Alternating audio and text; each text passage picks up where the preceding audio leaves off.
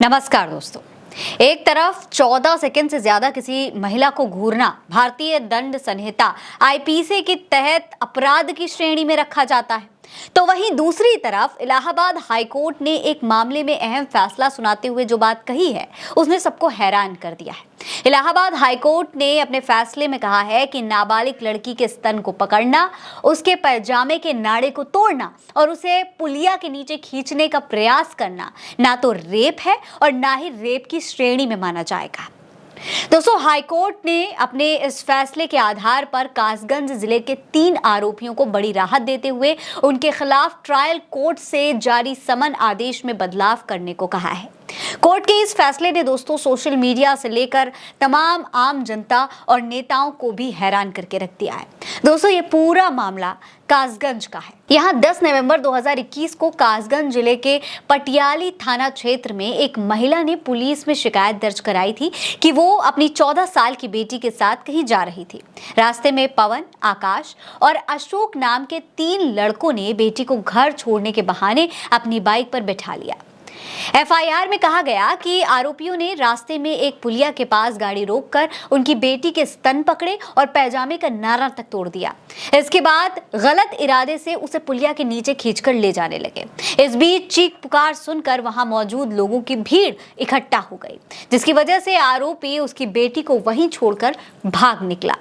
लेकिन दोस्तों, इलाहाबाद हाईकोर्ट के जज साहब यानी कि जस्टिस राम मनोहर नारायण मिश्रा की सिंगल बेंच ने अपने फैसले में कहा है कि ये सब कुछ रेप या रेप की कोशिश की कैटेगरी में आता ही नहीं है।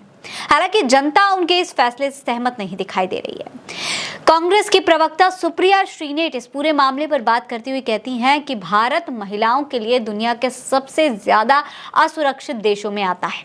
सुनिए। जानकारी के लिए बता दूं कि भारत दुनिया के उन देशों की सूची में आता है जो महिलाओं के लिए सबसे ज्यादा असुरक्षित, सबसे ज्यादा खतरनाक है। न्याय के लिए पीड़िता कहां जाए? इस पूरे मामले पर ट्राइबल आर्मी ने लिखा है, क्या इलाहाबाद हाईकोर्ट का ये फैसला यौन अपराधियों को छूट देने और पीड़ितों के साथ अन्याय करने का रास्ता नहीं खोलता? जब सुप्रीम कोर्ट पहले ही तय कर चुका है कि बच्चों के अंगों को छूना भी यौन हमला माना जाएगा, तो इलाहाबाद हाईकोर्ट ने इस मामले में इतनी लचर और असंवेदनशील व्याख्या क्यों दी? क्या इस फैसले से ये संकेत नहीं मिलता है कि नाबालिग लड़कियों के साथ यौन उत्पीड़न के कुछ कृत्य गंभीर अपराध नहीं माने जाएंगे, जिससे अपराधियों को और ज्यादा बल मिलेगा? क्या ये न्यायपालिका की नैतिक और संवैधानिक जिम्मेदारी नहीं बनती है कि वो पीड़िता के पक्ष में न्याय करे, बजाय इसके कि वो अपराधी को कानूनी बेंच में राहत देने का काम करे? अगर किसी बच्चे के निजी अंगों को पकड़ना और उसकी नाड़ा खोलना भी दुष्कर्म की कोशिश नहीं है, तो फिर आखिर किस स्तर पर अपराध होने पर अदालत इसे गंभीर मानेगी? ये बड़ा सवाल ट्राइबल आर्मी ने दोस्तों पूछा है। इसके अलावा महिला कांग्रेस, ऑल इंडिया महिला कांग्रेस ने भी सवाल किया है।